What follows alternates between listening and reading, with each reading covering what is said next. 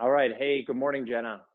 Good morning. How are you? I'm great, thanks. And to anybody who's listening or watching this is our second conversation that we're going to be talking about everything having to do to, human performance, I guess is a way of saying it, but really how to take care of the body and the mind together so that we can train the whole system as one. So, if you don't know much about me, my name is Rob. I'm a body worker and a trainer. And what I try to do is help people get more out of their bodies from a performance standpoint and also from a preventative care standpoint to make sure that they're not getting injured or increasing the likelihood of injury over their life. And Jenna, what about you? Yeah, I'm Jenna. I'm a trainer from Boston. I teach some mat-based yoga type classes and some personal training. I really like focusing on helping people feel strong, capable, confident in their bodies, and just focusing on how to add more movement into their everyday lives. So yeah, we are going to talk today about how not to get injured, right? Yeah. In your exercise practices, right? That's sort of like where we want to head. I want to ask, or I want to say, like, why did we want to talk about this? Do you want to explain a little bit about why we wanted to talk about it? Yeah, I think one of the reasons that it made sense to talk about injury prevention when it comes to exercise is because the culture in the Western world, in the United States at least, and I think the way that the trends are going across a lot of developed countries, is that exercise and fitness is almost like it's beyond trending. It's almost like habit. It's almost even to a degree like an addiction. And so, with all these people really aware of their bodies and how they look and how they feel, and putting time and effort into exercise and fitness, uh, I think a lot of the times people are getting stuck in this vicious cycle of they exercise, injury, physical therapy, chiropractic, and then they get cleared and they go back into the cycle exercise, fitness, injury, plateau, stagnation, physical therapy, blah blah blah, and then they stay stuck in this circle, They're and on a and I hamster wheel. yeah, they get into this hamster wheel, and and um, and if you've ever had an injury or a plateau or a setback, they can last anywhere from 4 to 12 weeks minimum. Okay, and when you look at that on the macro scale, it's like that can be a third, anywhere from half to a third of your year. So you're really starting to get diminishing returns on your training. So I thought it was important that we have this conversation about injury prevention, because if I want to exercise for the next 60 years of my life, how can I do it in a way that is going to create, have the least harmful effects on the joint system and the body? Totally, totally. That makes a lot of sense. And just as you're talking, what comes to mind is like, well, that this idea about exercise. Like we keep saying the word exercise, and I can't help but like kind of want to point out that like exercise is a made up concept.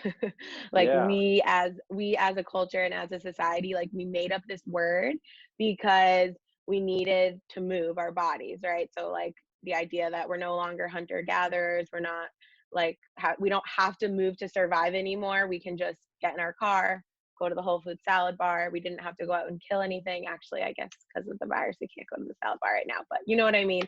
We don't have to yeah. actually move our bodies to eat, or to survive. So um like so we had a movement drought, and we invented exercise, and I think that's sort of where things start to go awry, if that makes sense.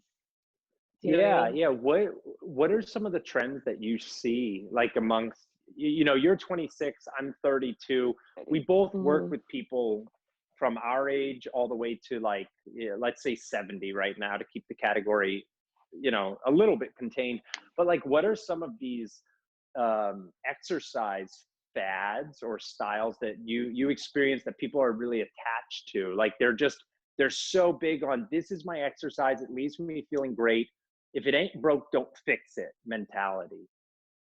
Yeah, so I mean, obviously everyone has different experiences and different it likes different things, and with that said, like what just comes to mind is like, I have a lot of clients or friends who they have one thing that they have decided, like for example, running. Like I know some people who like they don't move their body in any other way. They just go on runs, and then they might like just be sedentary the other, say they're asleep for 8 hours, right, and they're awake for 12 hours. They could literally just be like not moving. I'm not even gonna say sitting, because sitting isn't inherently bad. It's just the not moving that is what messes us up anyway. And they are not moving the other 11 hours of their day, but they went on their, however many minute run, and like in their brains, which is like totally valid because of our exercise culture, like that Hmm. feels like what they're supposed to do. And I think that there's this huge, like we as humans, we want to feel like we are doing the right thing, and but we want to feel comfortable doing it, and we kind of want to look good doing it.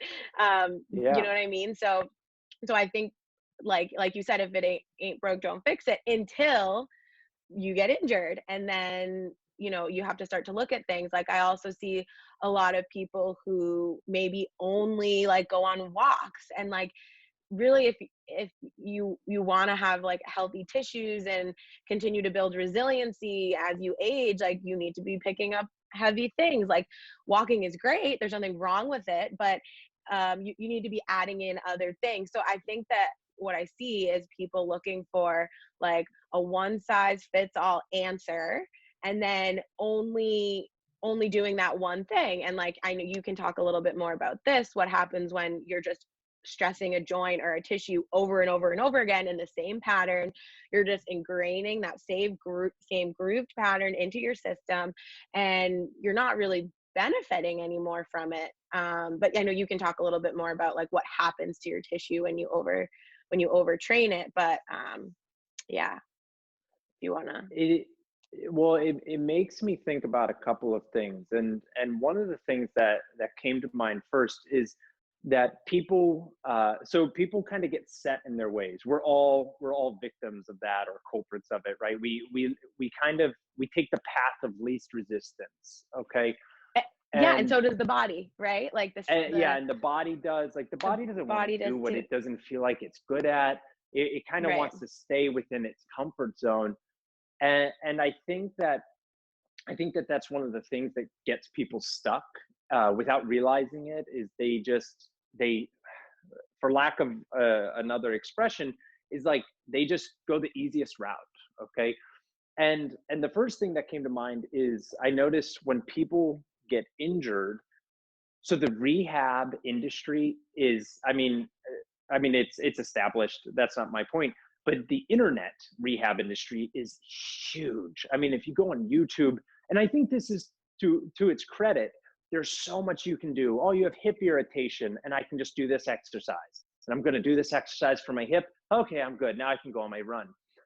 And so people are looking for the quick fix and the fast answer when it comes to injuries and setbacks and plateaus, and they're relying on like a YouTube professional that isn't this person doesn't know them. They're not looking at their body in space. This is the benefit of having a competent trainer and working with somebody who's going to really kind of observe you in real time and tell you, oh, well, every time you go to do that exercise, your pelvis does this, makes your low back do that, your foot does this, and that's why you're getting the hip pain. The hip pain isn't occurring because you need to do more clamshells or whatever.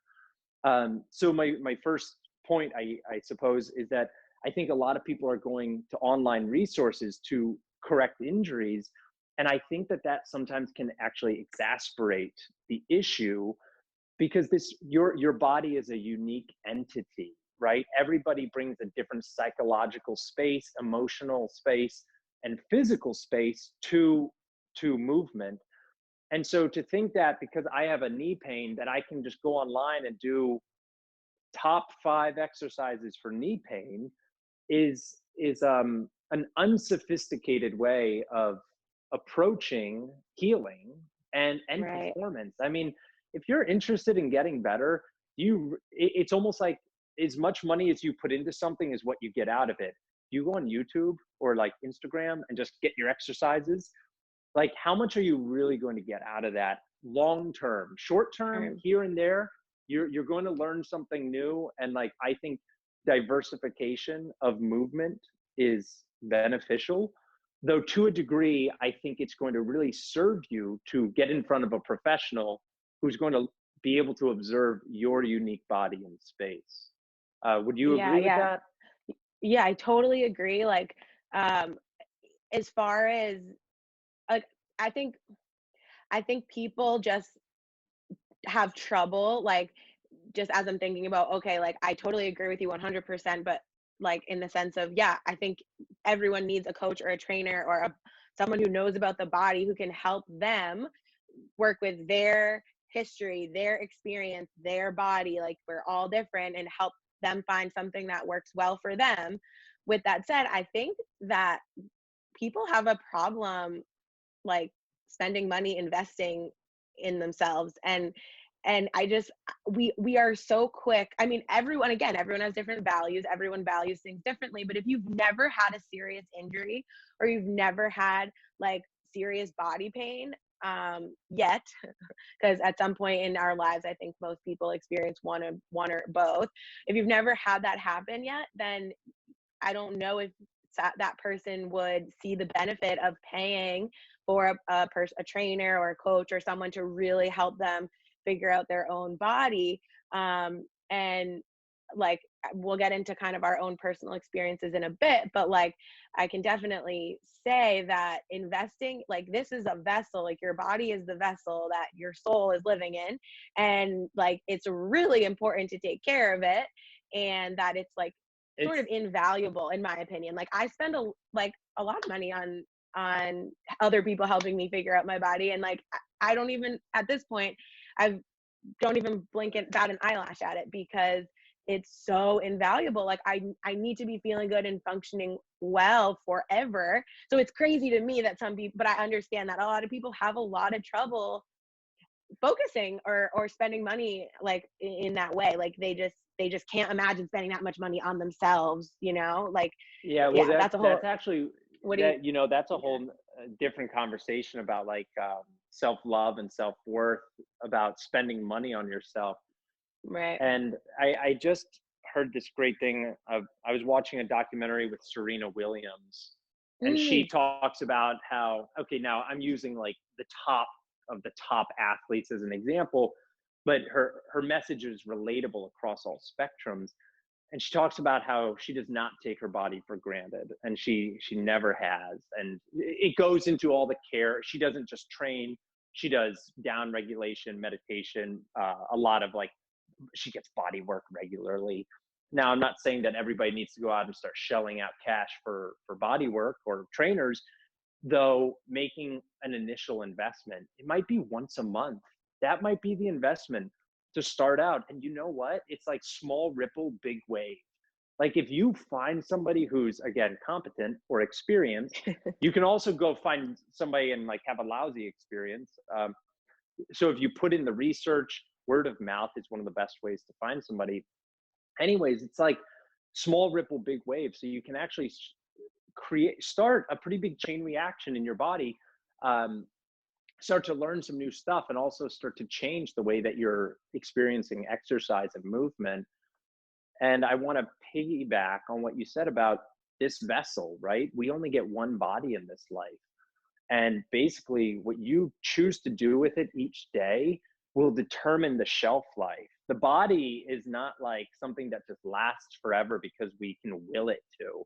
I think the mental power is a thing, like mental capacity and mental fortitude, and learning to uh, teach your brain to uh, distinguish between like sensation that promotes growth and is beneficial versus like painful and we don't want to go in that direction. Though, anyways, I think that the body is something we want to preserve for the long term. And I think that's why we're talking about how to prevent injuries. And maybe do you want to talk a little bit about like what's an injury to you, like yeah, from your lens? Yeah, so, like, when I think of an injury, I think of, like, a part of the body that has a diminished capacity to tolerate load. So And what's and load? there's a What's load? Is it just external load? Is it ex like what's load? no, I would say see that, and that's where I feel like the word injury and pain get sort of, like, mixed Melded together, together. Yeah. melded together, and it gets to be kinda gray area because, like, you can have a part of your body that is really, really painful, but actually turns out has healthy tissue, or you could have a part of your Hmm. body that has like a torn rotator cuff and you don't even feel it. So I'm gonna say a part of the body that is for the purposes of our conversation, let's refer to an injury as a part of the body that is causing you pain or discomfort and is preventing you from moving or exercising in the way that you would like. Yeah. I think that's sort of like the way that we're talking about injuries in this conversation. What do you think? And then I want to get into a little bit of some of our ideas of what people can do to start to prevent injury in addition to getting Yeah, it yeah, I fixed. agree. But So I think an injury in the simplest fashion is like uh I won't even go into like the cellular level, but basically an injury occurs when like a tissue, and when I say tissue, I'm going to say like a muscle or a tendon or a ligament or a joint capsule, it's not able to handle stress in an effective and efficient manner anymore. So I think about the definition of or dissipation, whereas like force is not able to be absorbed by the muscles, and instead the force goes to a particular joint, and through repetitive motions, repetitive strain, regular and ongoing stress on these joints and tissues, friction starts to occur. Okay, this leads to an inflammatory response. And basically, so eventually something has to break because like the muscle's not getting stronger anymore because it's just being overloaded. I mean, if you think about it in terms of just an employee at a factory, if this employee is responsible for putting the jars on lids alone every day, and and soon they start sending more jars down the conveyor belt at a faster rate, and the employee like keeps up with it, and they're putting the lids on, and I know there are machines for this, and it's like eventually the employee just gets burnt out, they break down.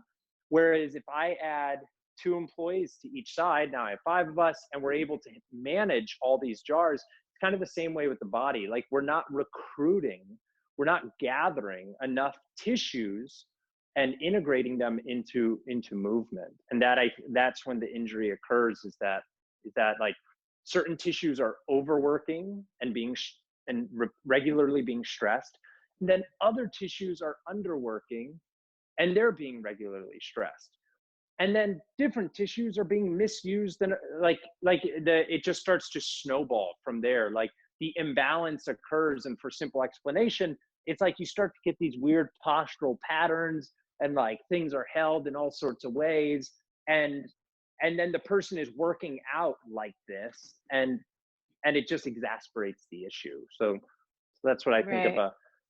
yeah. what So what are way oh yeah. go ahead, N- yeah.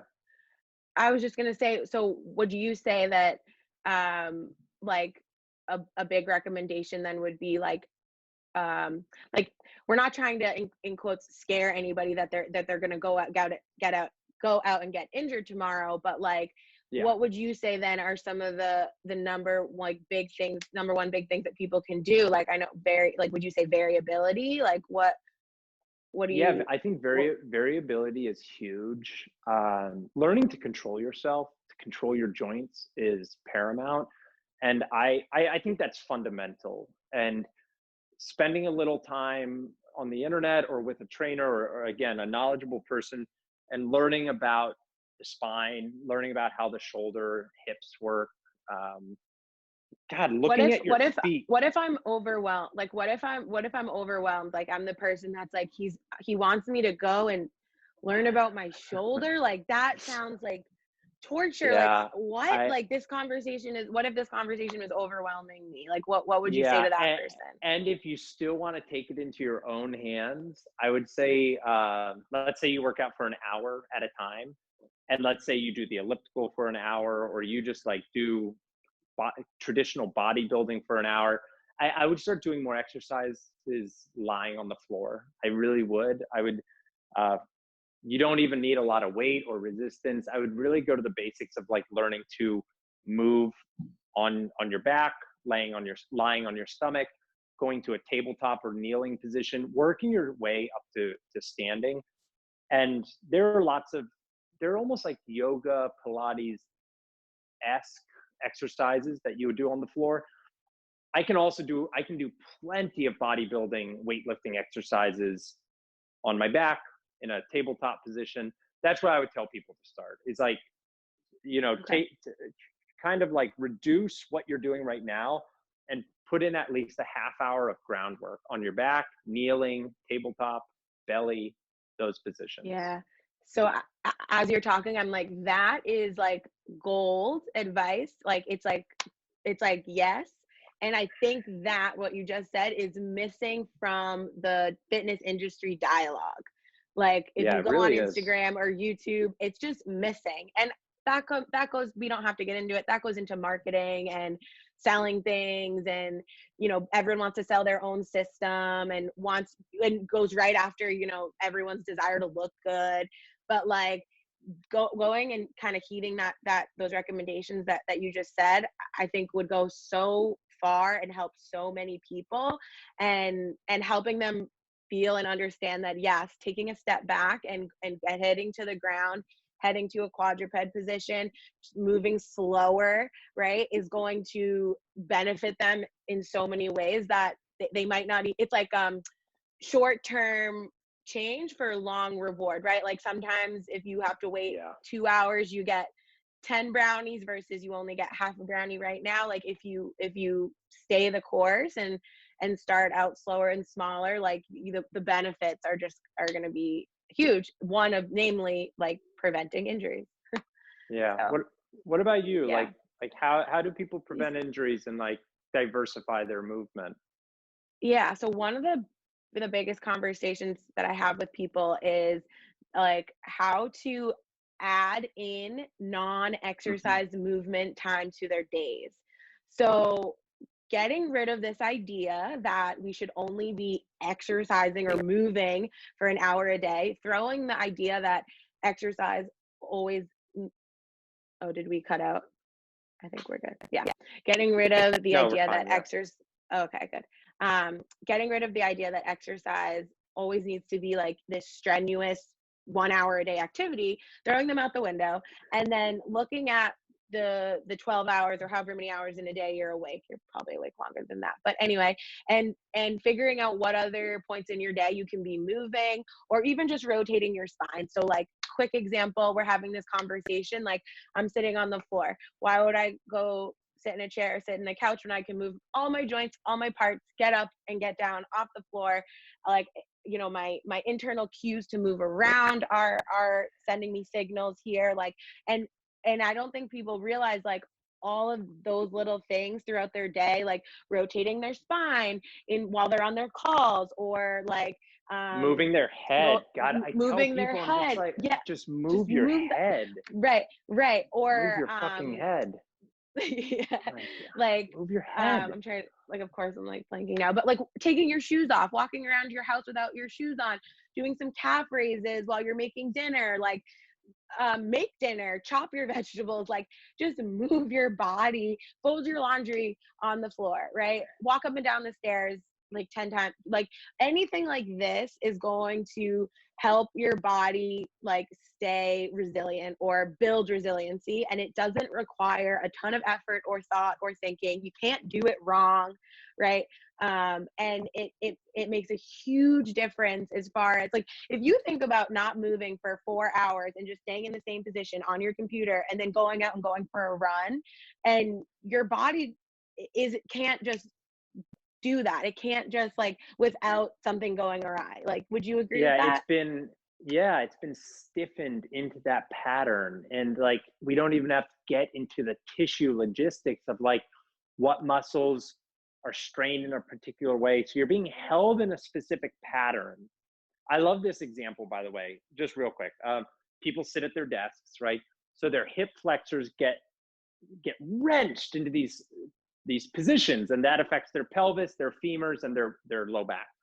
And then they go and they're like, I'm going to do a workout with, like, I don't even know, anywhere from 20 squats to 40 squats to 100 squats, just lower body hinge movements. And I'm thinking, like, how are we lengthening those hips? And not through passive modality, like over hypermobile, hyper stretching things. Like how are you learning to engage those hips in an eccentric manner? Concentric is short, eccentric is long, for those of you who don't know. And so it's like you just sat at the computer for 4 hours, strained a bunch of muscles, and now you're going to go exercise for an hour, strain those muscles again. We don't balance anything out. And then the structure starts to solidify this way. So yeah, I agree with what you said. Yeah. And I think, so originally when you and I were talking about this conversation, we were talking about how you can exercise yourself into a box. And essentially you exercise yourself into these really fixed patterns that it's almost like they're very rigid. They become rigid and inflexible. And that's what I think of when you talk about this 1 hour of, like, oh, this is my exercise window, this is my movement window, and it has to go like this. It's a really rigid way of thinking, and it's not fluid. Like, when I think about fluidity and balance and the interplay of, like, yin and yang and the constant struggle of daily life, I don't think about rigidity as winning. You know, there's like some old proverb about, like, you know, the tree in the wind that is, like, stiff and rigid, when the wind blows or the weather storms, it cracks and it breaks. It's about bamboo. But the bamboo, the bamboo doesn't break. It almost, like, starts to, you know, it goes with the stresses of the environment. And that's what I think we have to learn how to do, is, like, get out of this box thinking, this really constricted way that doesn't benefit us long term.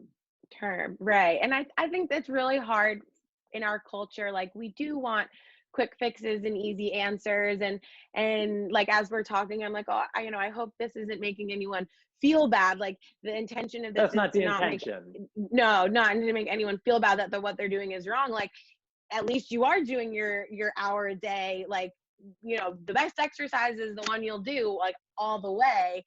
And, like, we want to evolve this conversation, evolve the dialogue, like, really start to make a point that, like, movement is a vital human nutrient. And, like you said, we want to be like, not flexible, like stretchy wise, I don't mean it like that, but I mean, like, able to meld with our environment. And, like, we are our environments. So, That's right.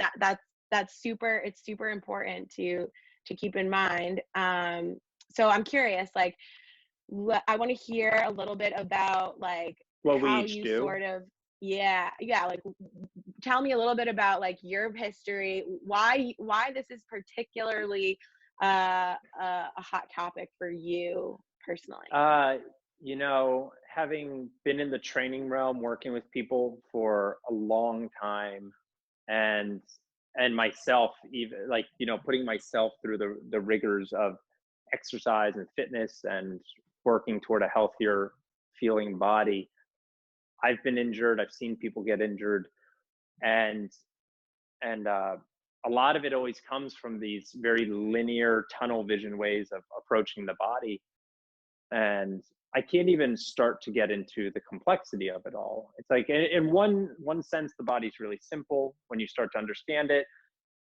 Then when you break it down into all of its parts, it's like, holy cow, it's like, it's a really comprehensive. And so I started noticing that people who had their identities stitched into their way of exercising and working out, they all had similar patterns. I don't want to ever categorize people, though. Runners have similar pains as all runners, yogis, swimmers, tennis players, hockey players, people that don't work out at all, Pilates people. I mean, everyone who kind of identifies with their tribe always has some sort of region of their body that eventually gets them to a plateau or injury. Plateaus are no fun because it's basically the signal, I'm not, like, something, I can't improve anymore. And that sucks. Right. And then an injury is no fun because like it literally is a setback. And so I started, really just introducing diversification to people. And for me, it's a lot of groundwork, settling the joints down, getting, like, if I had to give advice to people, I already said I would start doing a lot more groundwork, breath work. Breath work doesn't have to be meditation, doesn't have to be this passive thing. Breath work can actually be a really active piece of training your diaphragm. And when you start moving the diaphragm, you start playing with internal pressure systems, which help the joint locking, unlocking process. A lot of resistance training, isometrics to start out, basically just building somebody from the ground up. And so what I would tell people to do is start to diversify a little bit. Like if you only do things that hype you up, you might look for an exercise once or twice a week that down regulates you. So if you're addicted to running on the treadmill or going for the bike ride or something, I might encourage you to find like something. Like it could be a yoga class, though I'd be careful about just randomly advising people to do yoga. So I would start to look at that lens or bring that perspective to my training. Am I only doing like A each week? And even if I'm only doing A and B, can I add C? And if I'm not doing anything, can I add B? So I would talk about diversification with people. How about you? Well, you and Yeah. your So journey, like talk a yeah, little bit about yourself.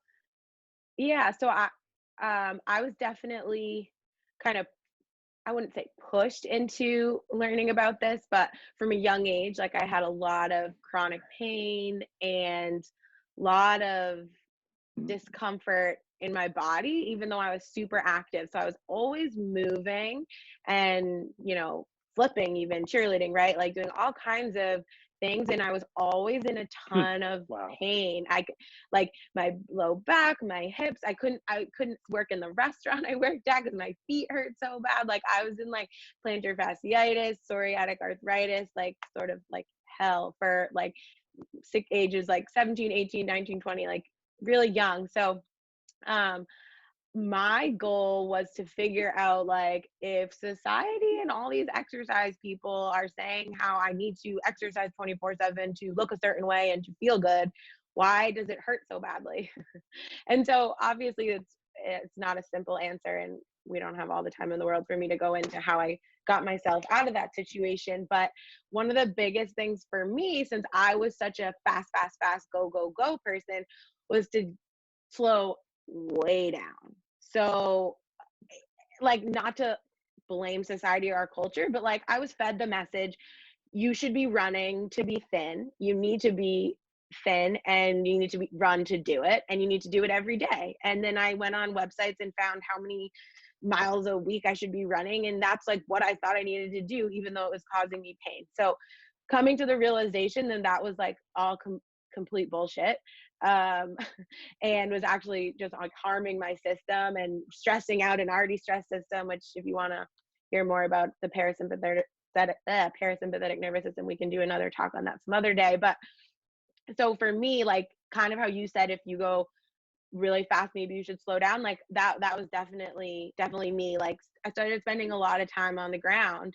And I had to meet someone who was going to teach me and like suggest these things to start implementing, right? Yeah. And then from there, Mm-hmm. there it goes. So that's where like I think it's important to like just emphasize the importance of finding someone you trust that actually knows about the body, that is going to support you. It's not just about getting the information, it's really about applying that to your situation. And so I had like stomach issues and a whole host of other things going on. So I really did find, my people and some team, like a team of people to sort of help me figure it out. But yeah, like if you are tend to be someone that is like sort of the opposite of me, like I'm like like really fast, I really needed to slow my system down, and I was really only harming myself by revving it up. If you're someone who tends toward the other sort of end of the spectrum, where you're like super slow and like you're not like fast, right? Then maybe you are the person that would benefit from